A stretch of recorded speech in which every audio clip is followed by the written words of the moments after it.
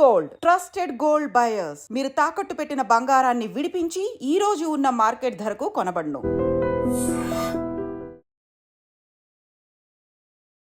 Hi hello నమస్తే, welcome back to iDream media. ఈరోజు మనతో ఉన్నారు సర్టిఫైడ్ ఫైనాన్షియల్ ప్లానర్ రామచంద్రమూర్తి గారు. సో ఈరోజు అయితే పసిడి ప్రియులకు బాగా ఇష్టమైన పసిడి గురించి తెలుసుకుందాము. ప్రైజింగ్ ఏంటి, ఎంత ఉంది, ఇది తగ్గుతుందా అని చాలామంది కామెంట్ సెక్షన్ అడుగుతూ ఉన్నారు. సో దానికి సంబంధించిన డీటెయిల్స్తో పాటు నెక్స్ట్ 5 years గోల్డ్ ఏ విధంగా ఉండబోతుంది అనేది కూడా తెలుసుకుందాం. నమస్కారం సార్. నమస్తే అండి. సార్, గోల్డ్ అనగానే ప్రతి ఒక్కరికి అర్థమయ్యే ఇన్వెస్ట్మెంట్ ఆప్షన్ కింద చూడొచ్చేమో బహుశా, ఎందుకంటే దానికి ఏజ్తో లిమిట్ లేదు. ఎందుకంటే నాకు తెలిసి ఈ మార్కెట్స్ వీటన్నిటికన్నా ముందు నుంచి ట్రెడిషనల్ ఇన్వెస్ట్మెంట్గా గోల్డ్ అనేది ఉండిపోయింది. అయితే ఈ గోల్డ్ ప్రైస్ అనేది లాస్ట్ 5 years నుంచి ఇప్పటికి ఎలా పెరిగిందో, నెక్స్ట్ 5 yearsలో అది 1,50,000 రూపాయలు టచ్ చేసే అవకాశం ఉందంటారా? ఎందుకంటే 98,000 ఉంది దాదాపు 24 క్యారెట్స్. అవునండి. సో ఫ్యూచర్ ఆఫ్ గోల్డ్ అంటే ఏంటంటారు? అవుతుంది సార్, అవుతుందంటారు. అవుతుంది. ఎందుకంటే గోల్డ్ కూడా ఎప్పుడు కూడా డౌన్ ట్రెండ్ లేదు, ఒకవేళ వచ్చినా టెంపరీ. అలాగే ఎందుకు అవుతుంది అంటున్నానంటే, గోల్డ్కి మనకు కూడా 5 years తర్వాత మన పర్చేసింగ్ పవర్ పెరుగుతుంది, ఓకే, మనకి ఇన్కమ్ లెవెల్స్ పెరుగుతాయి. ఇవాళ మనం ఒక 1 lakh శాలరీ నార్మల్గా తీసుకోవడానికి 20 ఏళ్ళు పట్టింది. అంటే 20 ఏళ్ళ క్రితం ఒక జనరేషను 10,000 20,000 బతికిన ఆ లైఫ్, ఈ లైఫ్ లీడ్ చేయడానికి 1 lakh కావాల్సి వస్తుంది. అంటే మనం ఒక రకంగా 1 lakh శాలరీ పెంచుకున్నాం వల్ల, లేకపోతే ఇన్ఫ్లేషన్ అడ్జస్ట్ అవ్వటం వల్ల అదే లైఫ్ లీడ్ చేయడానికి 1 lakh కావాల్సి వస్తుంది. సో సేమ్ ఆ రోజు గోల్డ్ ఎంత 10,000 ఉండేది, 1,00,000 అయింది. సో గోల్డ్ ఒకటిను ల్యాండ్ ఒకటి ఎప్పుడు చూసినా సామాన్యులకు ఒక మెట్టు పైన ఉంటుంది.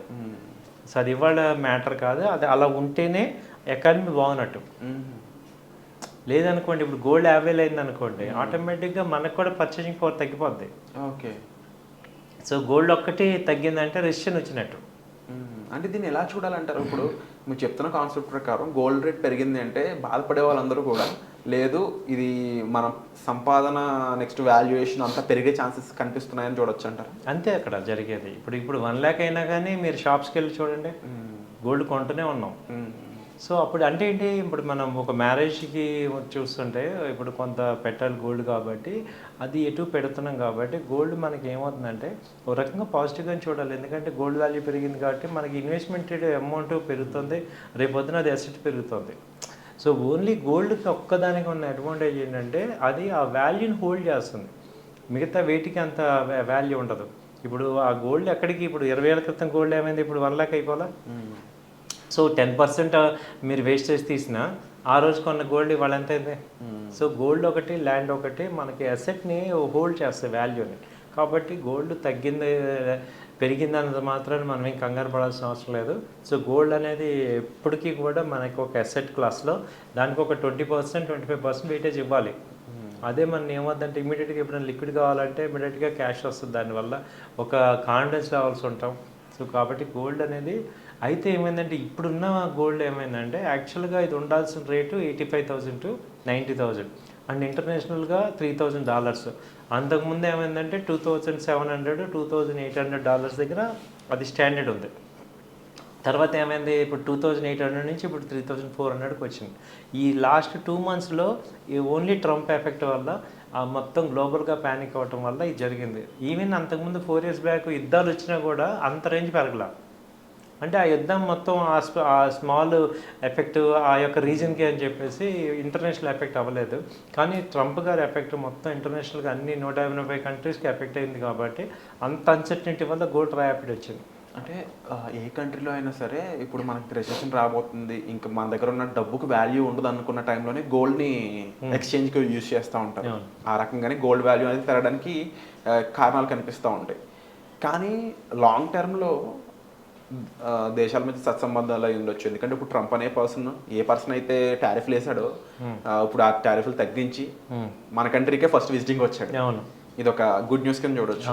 ఇలాంటి టైంలో ఇలాంటి ఈవెంట్స్ పదే జరిగినప్పుడు, లేదంటే ట్రంప్ లాంటి పర్సన్ ఇంకొకరు రీప్లేస్ చేసినప్పుడు గోల్డ్ వాల్యూ అమాంతం తగ్గి ఒక నార్మల్ ప్రైస్ వచ్చేస్తుందండి, ఎక్స్ట్రీమ్ లెవెల్కి వచ్చి మళ్ళీ మామూలుగా వస్తుంది. ఎందుకంటే ఇది న్యూస్ బేస్డే. యాక్చువల్గా దాని ఒరిజినల్ స్ట్రెంగ్త్ ఏంటంటే ఈ ఇంటర్నేషనల్గా చూస్తే 27 నుంచి 29,900 డాలర్స్ ఏదైతే ఎక్స్ట్రా 500 ఉందో అది సూనర్ లేటర్ రావాల్సిందే. ఎందుకంటే ఇప్పుడు మనం నార్మల్గా చూసుకుంటే ఒకప్పుడు ఉల్లిపాయలు 100 రూపాయలు 120 రూపాయలకి వెళ్తాయి. మళ్ళీ అది ఎక్కువ కాలం ఉంటుంది, ఒక నెల 2 నెలల తర్వాత మళ్ళీ కింద బ్యాక్ టు 50 రూపీస్ 60 రూపీస్ అనేది నార్మల్ రేటు, ఆ రేట్కి వచ్చేస్తుంటుంది. సో ఇదైతే కొంచెం టైం తీసుకున్నా కానీ మళ్ళీ వెనక్కి వచ్చేస్తుంది. But 80 to 90,000 is a normal ideal rate.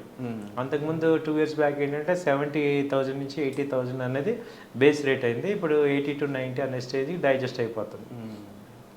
And ఇప్పుడు ఈ గోల్డ్ ప్రైస్ అనేది ఇంత పెరిగింది కాబట్టి నెక్స్ట్ గోల్డ్ బాండ్స్ కానీ ఈ ఈటీఎఫ్స్ కానీ డిజిటల్ గోల్డ్ ప్రైసింగ్ కానీ ఇన్వెస్ట్మెంట్కి ఏది బెటర్ అంటారు ఇప్పుడున్న టైంలో? ఇప్పుడున్న టైంలో ఈ గోల్డ్ బెటర్ అండి. ఈ గోల్డ్ ఏంటంటే ఈ గోల్డ్ అడ్వాంటేజ్ ఏంటంటే మన లిక్విడిటీ కూడా ఇమిడియేట్ చేయొచ్చు. ఓకే. సో అండ్ కావాలంటే డెలివరీ తీసుకోవచ్చు, గోల్డ్ ఫిజికల్గా కూడా వస్తుంది కాబట్టి ఈ గోల్డ్ కొంచెం బెటర్గా ఉంది. సో గోల్డ్ బాండ్స్ అనేవి సావరెన్ బాండ్స్ అవి ఇష్యూ డేటు అవన్నీ కొంతమందికి ఇబ్బంది అవుతుంటుంది, కానీ ఆన్ స్పాట్లో అయితే ఈ గోల్డ్ బాగుంది. ఈ గోల్డ్ కోసం ప్లాట్ఫామ్స్ ఏ విధంగా ఉన్నాయి, వాటిలోకి ఎలా ఎంటర్ అవ్వాలంటారు? ఈ గోల్డ్ చాలా బెస్ట్. ఏంటంటే మీరు గూగుల్కి వెళ్ళి ఈ గోల్డ్ అనగానే చాలా వస్తుంటాయి మీకు. సో వాటన్నిటికీ రిలయబుల్ ప్లాట్ఫామ్స్ ఉంటాయి. ఇప్పుడు మేము చెప్తే దాన్ని ప్రమోట్ చేసినట్టు ఉంటుంది. సో మామూలుగా ఈ గోల్డ్కి వెళ్ళండి మీరు. సో అది మీరు గూగుల్కి వెళ్తే మీకు ఫెచ్చింగ్ ఉంటుంది. దాని గురించి ఏమైనా హెల్ప్ కావాలంటే సపోర్ట్ కావాలంటే మాకు ఫోన్ చేయండి, పర్సనల్గా హెల్ప్ చేస్తాం. సో మీరు గోల్డ్కి సంబంధించిన ఇన్వెస్ట్మెంట్స్ అంటే గోల్డ్ ఆర్నమెంట్సా లేకపోతే ఇన్వెస్ట్మెంటా, అది ఏ విధంగా మీ పర్పస్ ఏంటి అనే విషయాలపై కూడా మీరు డిస్ప్లే అవుతున్న నెంబర్స్ కాల్ చేసి రామచంద్రమూర్తి గారిని సంప్రదించవచ్చు. ఇదే కాకుండా ఇన్వెస్ట్మెంట్స్ గురించి అయి ఉండొచ్చు, ట్రైనింగ్స్ గురించి అయి ఉండొచ్చు. ముఖ్యంగా ట్రైనింగ్స్ ఎలా ప్రొవైడ్ చేస్తున్నారు సార్ ఇప్పుడు?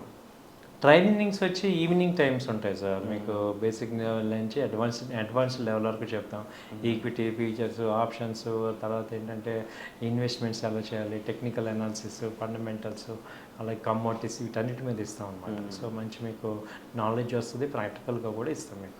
ఎవరెవరు రావచ్చు అంటారు? దానికి ఏజ్ గ్రూప్ కానీ లేకపోతే గ్రాడ్యుయేషన్ ఇవన్నీ ఏమన్నా రిక్వైర్మెంట్స్ ఉన్నాయా? మినిమం అంటే మీకు ప్యాషన్ ఉండాలి సార్. గ్రాడ్యుయేషన్ ఉండి నేర్చుకోవాలని ప్యాషన్ ఉండాలి. రెండోది ఏంటంటే హౌస్ వైఫ్స్ కానీ, రిటైర్డ్ పీపుల్ కానీ, తర్వాత డిగ్రీస్ అయిపోయి జాబ్ సెర్చింగ్లో ఉన్న స్టూడెంట్స్ కానీ, తర్వాత ఎంప్లాయీస్ సాటర్డే సండే కొంచెం వర్క్ చేద్దాం అనే వాళ్ళందరూ కూడా దీనికి ఎలిజిబిలిటీ ఉంటారు. సో వాళ్ళందరికీ మేము హెల్ప్ చేస్తాం అన్నమాట. సో చాలా మంది ఐటీ పీపుల్ బ్యాకప్ కోసం చూస్తూ ఉంటారు కదా. మీరు ఇప్పుడు ఎంత లక్షలు సంపాదించినా కానీ ట్రేడింగ్ కొంతమంది అనుకుంటుంటారు. బట్ ట్రేడింగ్ కన్నా ముందు అసలు మార్కెట్స్ ఏ విధంగా ఉంటాయి, మార్కెట్స్ ఏ విధంగా వర్క్ చేస్తాయి అని తెలియడానికి ఒక ప్రొఫెషనల్, ఒక సర్టిఫైడ్ ఫైనాన్షియల్ ప్లానర్ దగ్గర బేసిక్ ట్రైనింగ్స్ దగ్గర నుంచి అడ్వాన్స్ లెవెల్ వరకు ఉన్నాయి కాబట్టి ఆ ట్రైనింగ్స్ తీసుకోవడం చాలా ఇంపార్టెంట్. అలాగే హౌస్ వైఫ్స్ అయి ఉండొచ్చు, కొంతమంది 45కి 50కి మధ్యన రిటైర్ అవుతున్నారు, ఆ పీపుల్ అయి ఉండొచ్చు. సో దీనికి సంబంధించిన డీటెయిల్స్ నాకన్నా కూడా మీరు డైరెక్ట్గా డిస్ప్లే అవుతున్న నెంబర్స్ కాల్ చేసి రామచంద్రమూర్తి గారిని అడగడం చాలా బెటర్ అనిపిస్తుంది. సో దానికోసం మీరు డైరెక్ట్గా పర్సనల్ అపాయింట్మెంట్స్ అనేవి బుక్ చేసుకోవచ్చు. ఇక వచ్చే ఎపిసోడ్లో మళ్ళీ కలుద్దాం. రామచంద్రమూర్తి గారితో ఎలాంటి ఎపిసోడ్స్ చేస్తే మీకు నచ్చుతాయి, ఎలాంటి ఎపిసోడ్స్ మీద మీకు అవగాహన కావాలనేది కామెంట్ సెక్షన్లో మెన్షన్ చేయండి. ఆ ఎపిసోడ్స్ని సార్ని అడిగి సార్ని ఒప్పించి మీ ముందు తీసుకొచ్చే ప్రయత్నం అయితే మేము చేస్తాం. Thank you so much sir. Thank you.